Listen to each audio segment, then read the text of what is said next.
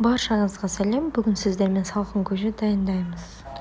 Әр өңірде әртүрлі атайды. Ашыған көже, ашыма көже, ашымау көже, ашытқы көже деп те айтады. Біз оңтүстікте салқын көже немесе бидай және жүгері көжесі деп айтамыз.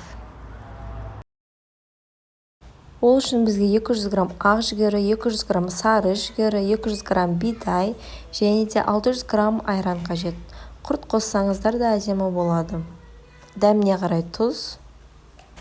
Дәл осы әдіспен тоңазытқышта 2 аптаға дейін сақталады. Көже сатып жаздық табыс табамын деушілерге осы көженің 2 айға дейін сақталатын әдісі бар. Ол кезде сүтті айранға айналдыратын кезде кішкене сода қосып жібересіздер. Сосын айран күйінше қоссаңыздар болады, немесе 2-ге бөліп алып, жартысын қатық, жартысын творог сияқты қылып, сүзбе дейді ғой.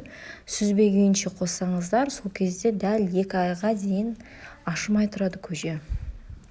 Жаз айында базарда, киоскада көже сататын апаларымыз дәл осы әдісті пайдаланады. Дәл сол 2 айға сақталатын жаздық табыс әкелетін көженің видеосын көремін десеңіздер, онда комментарийға маған видеосы керек деп комментарий қалдырыңыздар. Және де біздің каналға подписаться етіп, лайк басыңыздар. Сол кезде мен көженің рецептісін түсіретін боламын. Және де сіздерге калькуляциясын есептеп беремін. Қанша литрден қанша көже шығарасыздар, оның үстіне қанша теңге қоясыздар. Сол жайлы бәрін жазып беретін боламын. Ал жарайды, өзіміздің көжемізге оралайық. Бидайымызды, жүгерімізді жақсылап жуып аламыз. 3-4 қайтара суымыз мөлдір болғанша. Сосын 5 литр су құямыз кастрюльге. Кастрюльдің астын қатты қойып бір қайнатып аламыз да, кастрюльдің астын өшіріп, бетін жауып, жарты сағатқа қоямыз. Біздің жүгеріміз, бидайымыз кішкене ісініп, сәл өз-өзінің бабына келу керек. Сол кезде тез піседі, әрі жұмсақ болып піседі. Сосын барып қайнатамыз. 1,5-2 сағатта пісіп қалады. Сосын айранын қосамыз, тұзын қосамыз.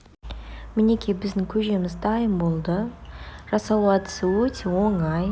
Жазға таптырмас сусын әрі тағам болып келеді. Дастархан каналына лайк басып, тіркелуді ұмытпаңыздар.